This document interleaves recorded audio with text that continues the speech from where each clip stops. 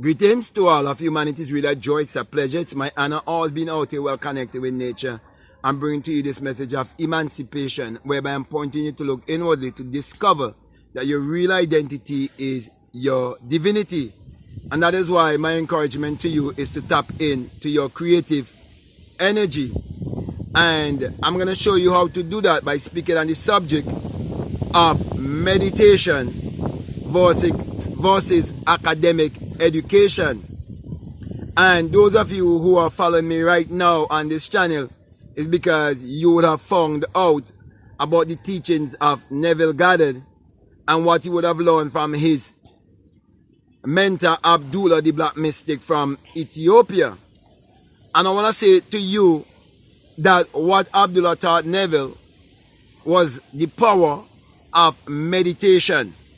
And that is why I would have written a book called Meditate to Eradicate Poverty. Now, in the Caribbean where I born and grew up, and where Neville Goddard born and grew up also up until the age of 17 before he left for America, we've been taught that in order to eradicate poverty, that we must get a good education, get good grades, and get a good job. And that is how we must free ourselves from poverty. But we saw how Abdullah schooled Neville into using his mind power and show him that how education came about because men and women were willing to tap in to the power of their imagination, and that imagination is God in man. So when we look at academic education, we see that the bench was first imagined, the desk was first imagined, the blackboard was first imagined, the books were first imagined, the pens and the pencils, they were first imagined. Even the building that they call school, that too was first imagined. Therefore, imagination was before education, academic education I'm speaking about. So imagination is greater than economic education. Now, you cannot change the system. Okay? I should have said academic education. Okay? So you cannot change the system. So what you can do, you can educate your children from home concerning the power of imagination. Letting them know that true education means to draw out from that which is within.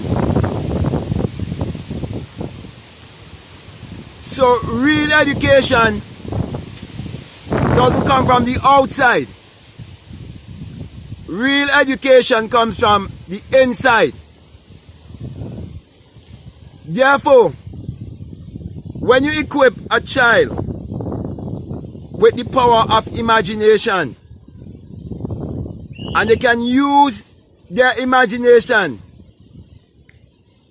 they can use their imagination to get whatever grades they want, as long as they are willing to apply themselves and to do research and to look over their work.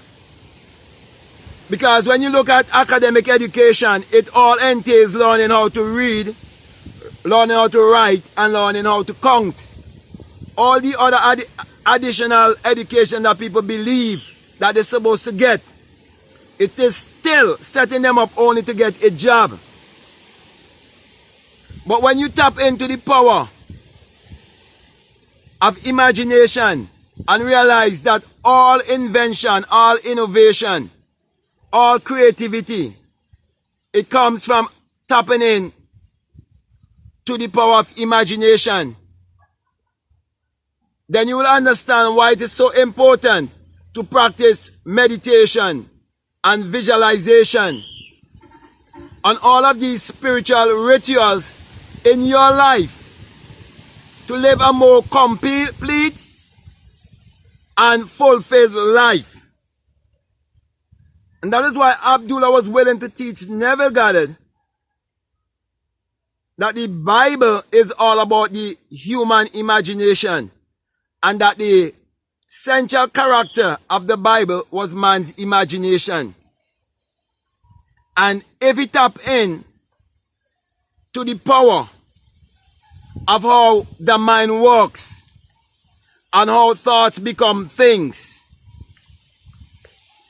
that he will be able to create his reality consciously.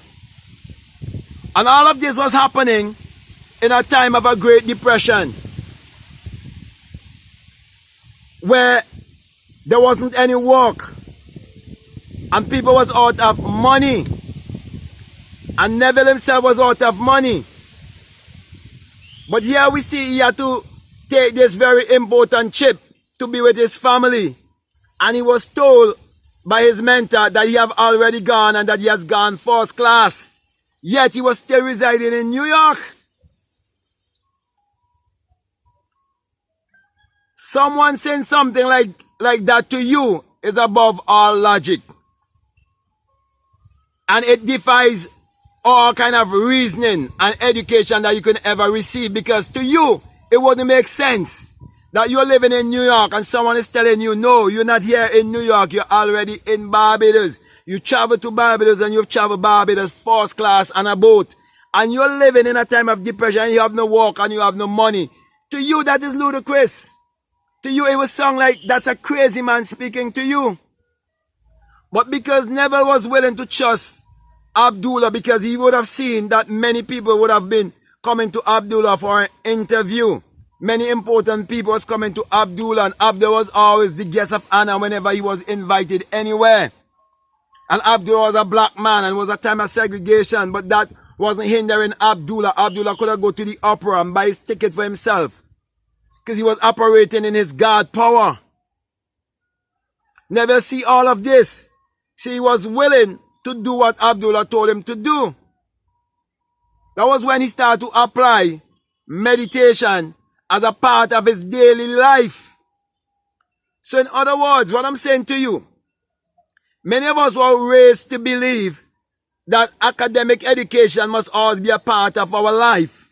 But many of us were not raised to believe that meditation should be a daily part of our life, and that meditation is more important than education, because it takes thoughts, it takes mind power, it takes the power within to create education, and meditation is pointing you within. Meditation is taking you into the inner wall, the invisible wall, the wall of secret. And you're told that your Father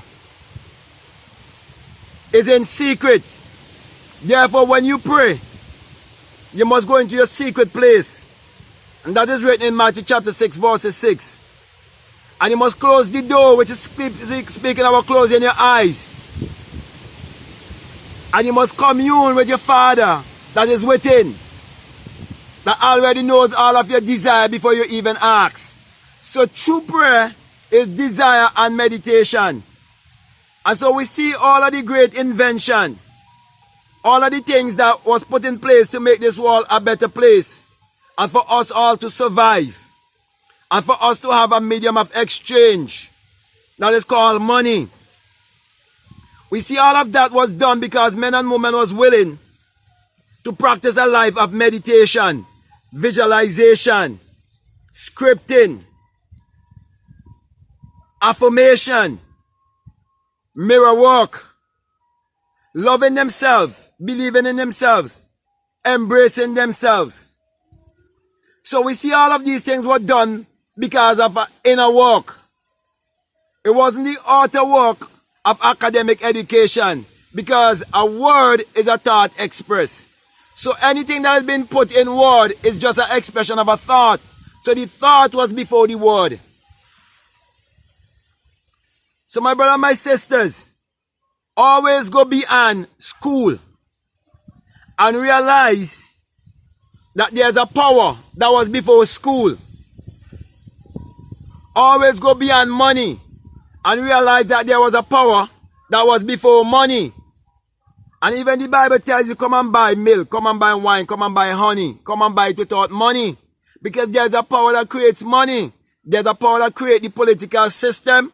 There's a power that creates the religious system. There's a power that created the educational system, the money system. All of these systems, they were created from what? The mind of man. So I'm saying to you, the mouth of God is actually the mind of man. So tap into your God self and understand the power of meditation over academic education. And I'm saying all of this because I'm living in what they refer to as a third world country. And most third world country is where the people have an academic education mentality. For example, you look at Africa, that hold the wealth of the world, yet they're living in dire poverty.